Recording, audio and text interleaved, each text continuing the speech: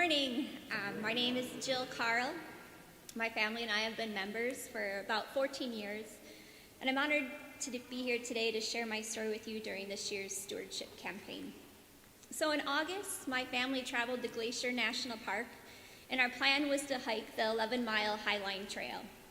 This was a distance and also terrain that we really had never done before, and so I was excited but also nervous that morning. The first 7 miles were spectacular. There were landscapes we had never seen before. Everyone was energized, and we had that feeling we can do 11 miles and then some.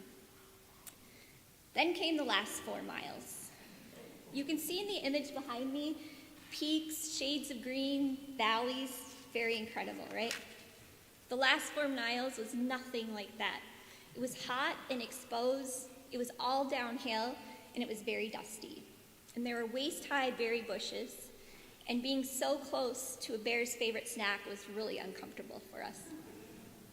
So it was hot, and we were tired, and it wasn't fun. And pretty soon, some family members, who will remain nameless up there, started to complain and didn't want to walk any longer. And I felt the same way. I didn't want to walk any longer, but there was nothing more we could do, just keep taking more steps. I share this story because in the winter of 2021, I wanted to stop walking too. And in some ways I did.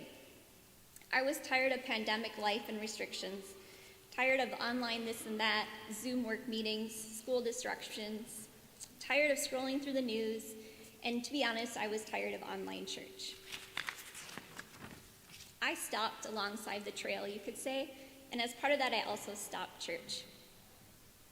But of course, none of the other things stopped. I still felt down about news feeds, worried about my kids, and overworked from my home office. Then in the spring, my internal voice started telling me, and I actually am not making this up, it said, there's a place you can go and a community who's trying to do something about this mess. Go back to church, get active again. And it's funny how you can know how to make yourself situation better, but it's another thing to actually do it. So you might be guessing that I didn't take any action. Fast forward now to August 2021, and I get an email to register my 7th grader for confirmation, and the ask for parent volunteers. Now, I'm not an educator, and I may have had a small thought pop into my head about Luther's small catechism. What is in that? But I decided this was it. This could be the step in I needed. So pause.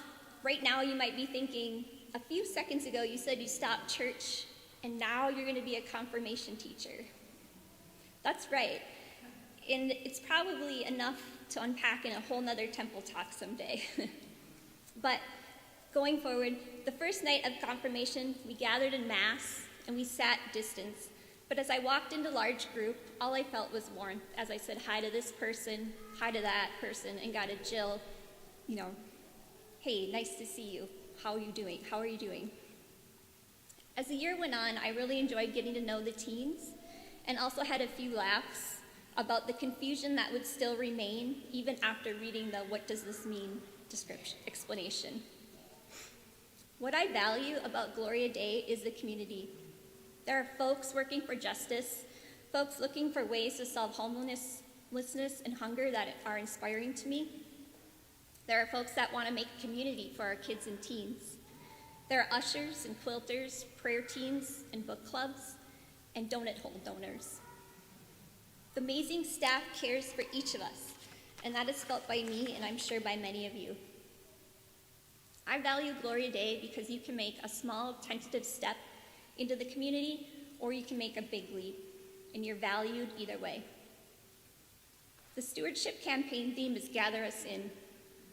If you're feeling a little stalled alongside the trail like I was, I invite you to take a step in and support Gloria Day with your time and talents. And join me this fall by making your pledge to keep this community and its mission thriving. Thank you.